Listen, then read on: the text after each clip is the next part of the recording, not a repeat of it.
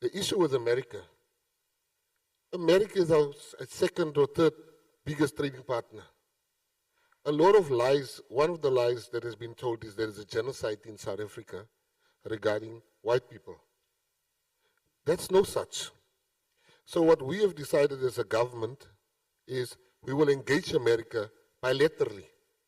Our Deputy President is not people of Twitter and social. With respect to the appointment of the new ambassador to the United States, South Africa's ambassador to the United States, the President is not going to rush that process.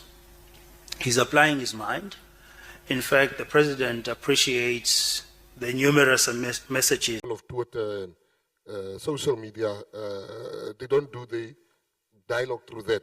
They will follow the accepted channels, and very soon we'll sort out our problems with.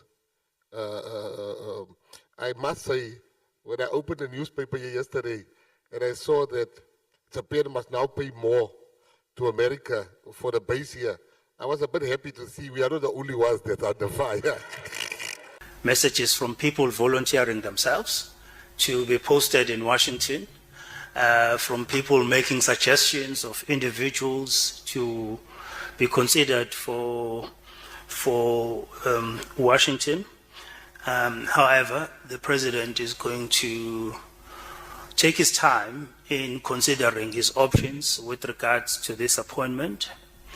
The absence of an ambassador in Washington does not mean the absence of engagements with the Trump administration.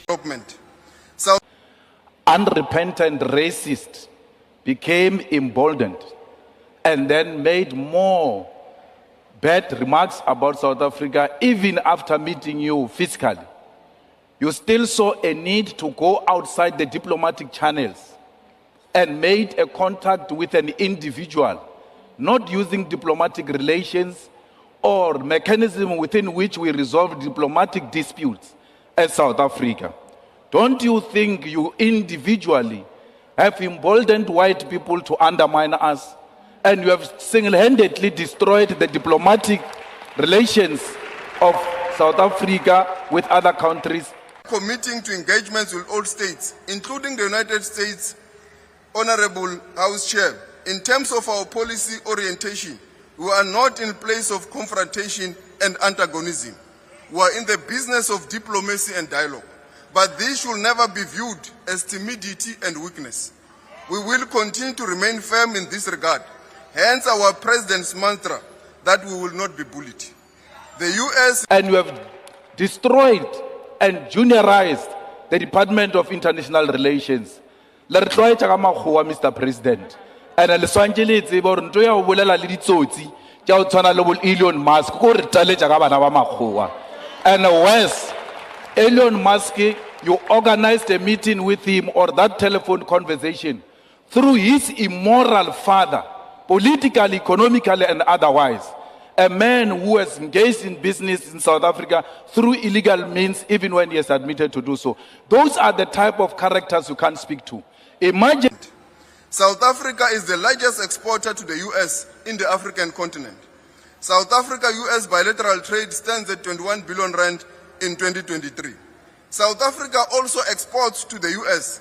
13.9 billion rands. We import at the value of 7.2 billion rands.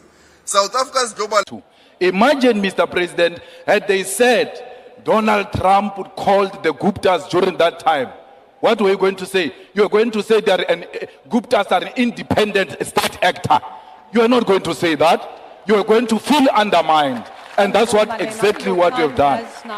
What are you saying about established practices of resolving issues in a diplomatic way and diplomatic channels in South Africa?